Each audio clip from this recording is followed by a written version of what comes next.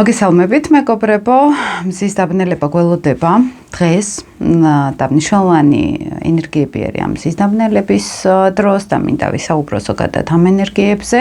რა არის ეს დაბნელება, ხო? ეხლა გვაქვს ვერძის 10 გრადუსზე, 19 გრადუსში შუალედში არის ეს დაბნელება.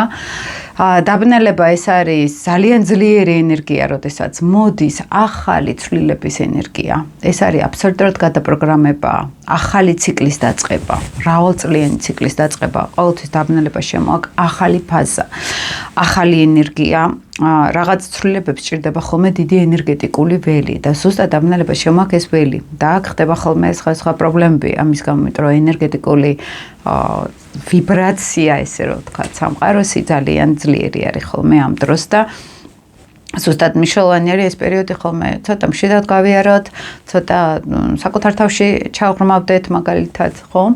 და არაფერი ახალი არ დავიწყოთ, არაფერი სახიფათო არ დავიწყოთ, მაგალითად, გარჩევები არ დავიწყოთ საქმის ვიღაცებთან, იმიტომ რომ ენერგეტიკული ველი არის ძალიან დამხტული ცოტა, თან ვერ ჩხდება ეს ყველაფერი.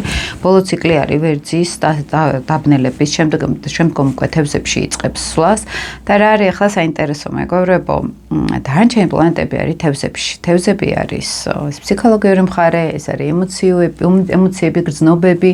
სატურნი არის ახლა თევზებში, ახმავალ კვანძს უერთდება, იქვე ვენერა არის, იქვე ნეპტუნი არის.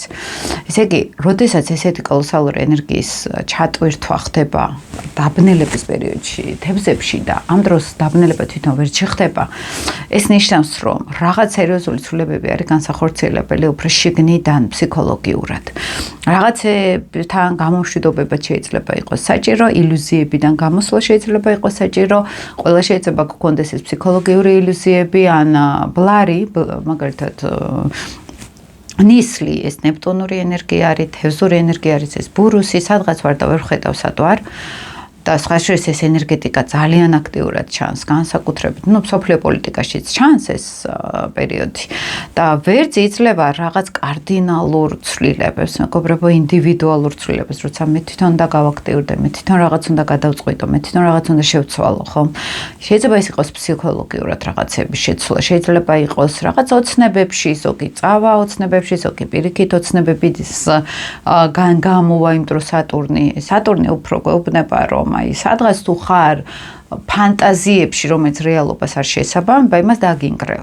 და თუ არის ოცნებები, რომელიც რეალისტურია და შენ უნდა წახვიდე ამ ოცნებებისკენ, ხო, აქ პირიქით შეიძლება მოგცე სერიოზული გზა გაგიხსნა, ესე რომ ვთქვათ, ხო?